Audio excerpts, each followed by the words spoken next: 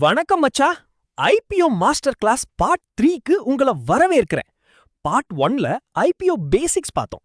Part 2ல ஒரு ஐபிஓவை எப்படி analyse பண்ணணும் என்பதை ஸ்டெப் பை ஸ்டெப்பா கத்துக்கிட்டோம். இப்போ இந்த பார்ட் 3ல அந்த அனாலிசிஸை ரியல் ஐபிஓல எப்படி இம்ப்ளிமெண்ட் பண்ணணும் என்பதை பிராக்டிக்கலா பார்க்க போறோம். நான் அனலைஸ் பண்ண இண்டோமிம் ஐபிஓவை எடுத்துக்கிட்டு ஏன் செலக்ட் பண்ணோம், எப்படி அப்ளை பண்ணோம், என்ன ஸ்ட்ராட்டஜி யூஸ் பண்ணோம், என்ன ரிசல்ட் கிடைச்சது, லிஸ்டிங் டேல எப்படி ப்ராஃபிட் புக் பண்ணோம் என்பதை எல்லாம் ரியல் கேஸ் ஸ்டடியா பார்க்க போறோம். தியரி மட்டும் தெரிஞ்சா போதாது, அதை பிராக்டிக்கலா அப்ளை பண்ண தெரிஞ்சாதான் கன்சிஸ்டன்ட் ரிசல்ட்ஸ் கிடைக்கும். சரி மச்சா, வாங்க ஆரம்பிக்கலாம். ஒரு நல்ல ஐபிஓ செலக்ட் பண்ணிட்டீங்கன்னா அடுத்த முக்கியமான ஸ்டெப் எந்த கேட்டகரியில அப்ளை பண்றது.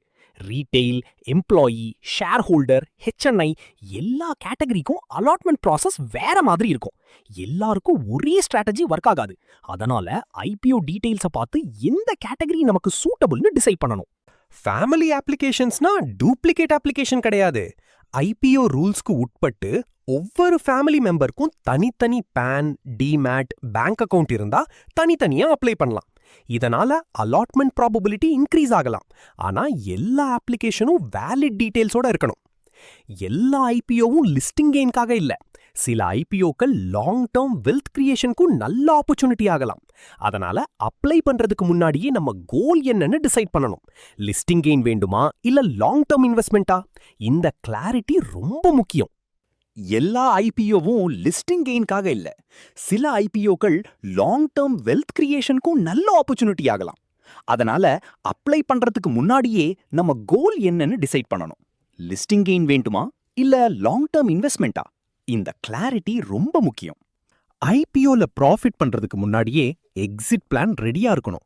ப்ராஃபிட் வந்தா எங்க எக்ஸிட், லாஸ் வந்தா என்ன செய்யணும், லிஸ்டிங் டேல செல் பண்ணுவோமா இல்ல ஹோல்டு பண்ணுவோமா? இந்த டிசிஷன் இமோஷன்ஸ்ல இல்ல பிளான்ல இருக்கணும். ஐபிஓல ப்ராஃபிட் பண்றது முக்கியம், ஆனா கேபிட்டல் ப்ரொடெக்ட் பண்றது அதை விட முக்கியம். ஒரு ஐபிஓக்காக முழு பணத்தையும் யூஸ் பண்ணாதீங்க. பட்ஜெட் ஃபிக்ஸ் பண்ணுங்க, ரிஸ்க கண்ட்ரோல் பண்ணுங்க. கன்சிஸ்டன்டா ப்ராஃபிட் பண்ண டிசிப்ளின் தான் சீக்ரெட். இப்போ நம்ம ரியல் கேஸ் ஸ்டடிக்கு வரலாம். இண்டோமிம் ஐபிஓ அனலைஸ் பண்ணும்போது company financials, revenue growth, profit growth, debt position, global business, industry leadership, management quality எல்லாத்தையும் செக் பண்ணோம். ஃபண்டமெண்டல் ஸ்ட்ராங்கா இருந்ததால இந்த ஐபிஓ ஷார்ட் லிஸ்ட் பண்ணோம்.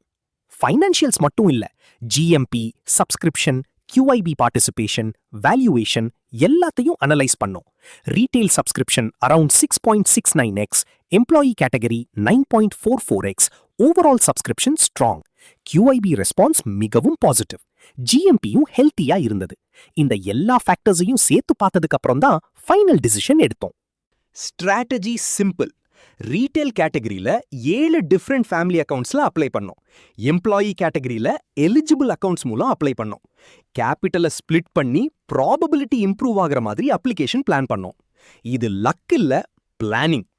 ரிசல்ட் பாத்தீங்கன்னா ரீட்டெயில் கேட்டகரியில 7 அப்ளிகேஷன்ஸ்ல 1 அலாட்மெண்ட் கிடைச்சது. எம்ப்ளாயி கேட்டகரியில 2 அக்கவுண்ட்ஸ் மூலம் 25 லாட்ஸ் அப்ளை பண்ணோம். அதுல 12.5 லாட்ஸ் அலாட்மெண்ட் கிடைச்சது. லிஸ்டிங் டேலியே எக்ஸிட் பிளான் ஃபாலோ பண்ணி ப்ராஃபிட் புக் பண்ணோம். Analysis plus strategy plus discipline சேர்ந்தா பிராக்டிக்கல் ரிசல்ட் எப்படி வரும் என்பதற்கு இது ஒரு எக்ஸாம்பிள். இந்த முழு மாஸ்டர் கிளாஸ்ல இருந்து நீங்க எடுத்துக்க வேண்டிய பிக்கெஸ்ட் லெசன் என்னன்னா, எல்லா ஐபிஓக்கும் அப்ளை பண்ண வேண்டிய அவசியம் இல்ல. நல்ல ஐபிஓகளை ரீசர்ச் பண்ணி செலக்ட் பண்ணுங்க. ஃபண்டமெண்டல்ஸ் ஃபர்ஸ்ட், ஜிஎம்பி இண்டிகேட்டர் மட்டும், risk management mandatory, exit plan ready. கன்சிஸ்டன்டா இந்த ப்ராசஸை ஃபாலோ பண்ணினா லாங் டேர்ம்ல பெட்டர் டிசிஷன்ஸ் எடுக்க முடியும். மச்சா, ஐபிஓ மாஸ்டர் கிளாஸ் முழுசா கம்ப்ளீட் பண்ணிட்டீங்க.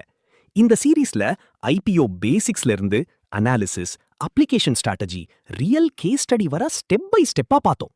இந்த கோர்ஸோட நோக்கம் ப்ராஃபிட் கேரண்டி கொடுக்கறது இல்ல, ஒரு ஐபிஓவை எப்படி அனலைஸ் பண்ணி இன்ஃபார்ம்டு டிசிஷன் எடுக்கணுங்கிறதற்கான ஃப்ரேம் ஒர்க்கை ஷேர் பண்றதுதான். நீங்க ரீசர்ச்சை ஹேபிட்டா மாற்றுங்க, டிசிப்ளினை ஃபாலோ பண்ணுங்க, ரிஸ்கை மேனேஜ் பண்ணுங்க. அப்போ மார்க்கெட்ல நீண்ட காலம் சர்வைவ் பண்ணவும் க்ரோ பண்ணவும் முடியும். இந்த மாஸ்டர் கிளாஸ் யூஸ்ஃபுல்லா இருந்தா உங்கள் ஃப்ரெண்ட்ஸ் அண்ட் ஃபேமிலிக்கும் ஷேர் பண்ணுங்க. இன்னும் real case studies, IPO analysis, stock market strategies எல்லாம் இந்த சேனல்ல தொடர்ந்து வரப்போகுது. நன்றி மச்சா. Happy investing. சந்திப்போம் அடுத்த வீடியோல.